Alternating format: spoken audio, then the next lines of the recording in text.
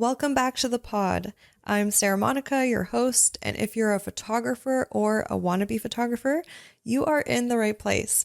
This episode comes to you directly from the Shine and Thrive photography community on Facebook, where I go live every single Wednesday at 1 p.m. Eastern Standard Time to answer my Shine and Thrivers questions.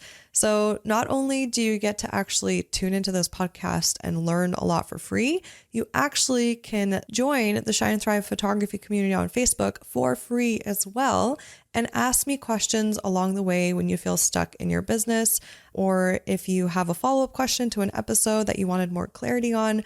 You can do that right in there. And I love this space because we get to actually connect with one another. You get to connect with other like-minded photographers, network with other photographers in your area or from other areas around the world.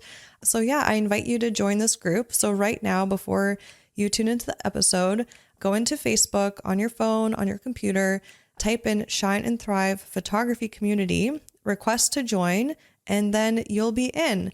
So this episode today, I'm going to be covering how to cull wedding days decisively, because it was a great question that I got from one of my Shine and Thrivers in the group. And I think this is going to blow your mind. It takes culling more efficiently and decisively to the next level. And not only that, not only are you creating kind of an amazing experience for yourself, because you're not going to be overwhelmed when culling in the future with being like, why did I end up with like 1,200 images from a wedding? I don't know how to cull it down more.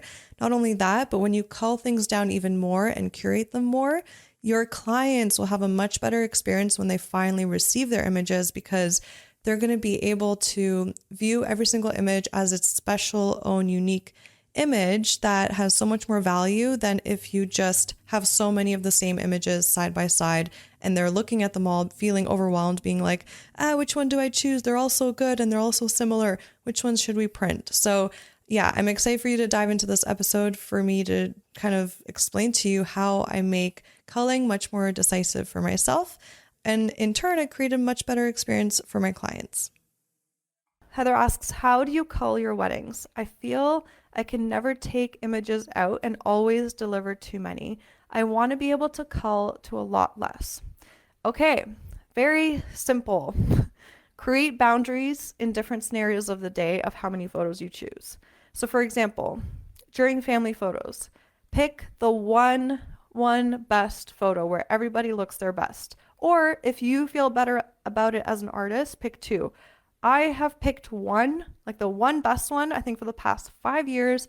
I've never had anyone email me being like, is there any others? Like literally never, because I just picked the best one where everybody looks their best and it's fine. If you want to pick two, go ahead, do that. But just like put that boundary up and that's good enough. Also, if you've taken 10 shots of the flower bouquet, pick one that is the best one, because they don't need to see two. The more photos people get, the less special and valuable all of them are. And the more overwhelmed they get when they have their gallery and they're looking through it. And it's less, the less curated it is, the less they see the storyline, and it's just overwhelming. So just pick the one best detail photo of the flowers.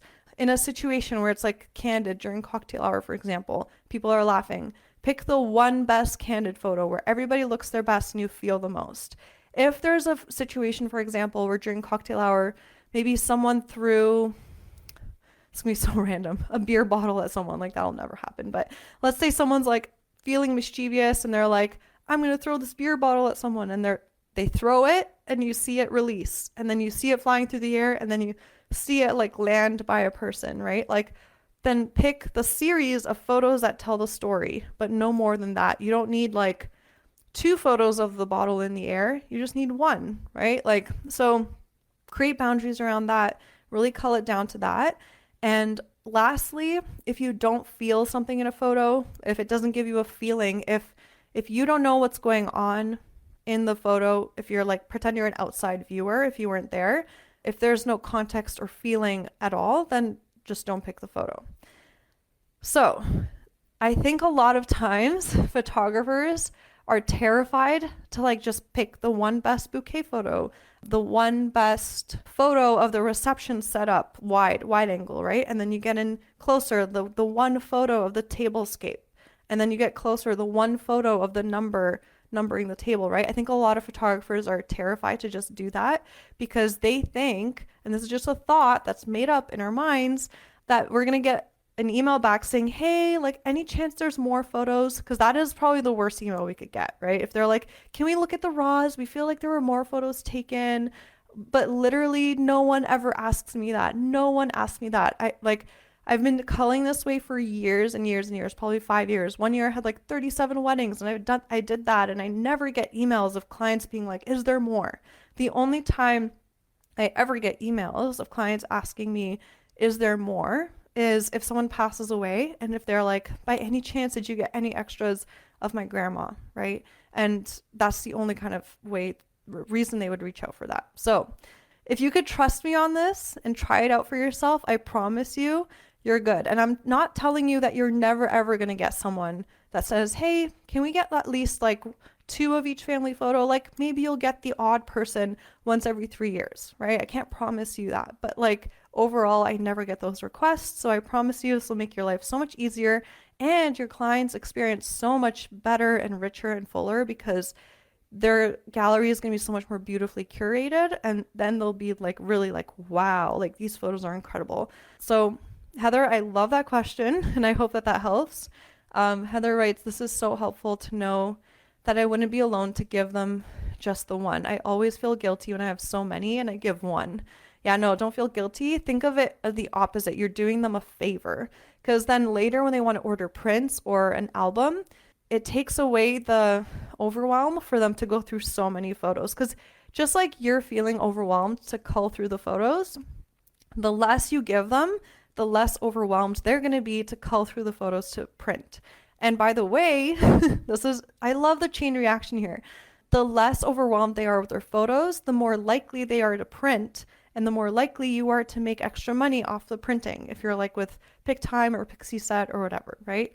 So it all comes together really, really beautifully. Let me see. Monica Walsh, good tip I heard once. The client doesn't know what you took photos of. They won't know what they're missing unless it was a big part of the session. Yes, Monica, I love that you added that, because I was thinking that too and then it slipped away. That is 100% true. They never know what you got, right? Yay! Thank you so much for hanging out with me and tuning into this episode. If you got value out of it, please feel free to message me on Instagram at Sara Monika Photo. That's Sara no H, Monika with a K, photo, to let me know. I get so freaking energized hearing from others that what I've said has had a positive impact on their lives. Also, make sure to hit subscribe to the Shine and Thrive podcast to never miss an episode. I'm so grateful for you, and I'm sending you all the productive vibes your way so you have the best week ever.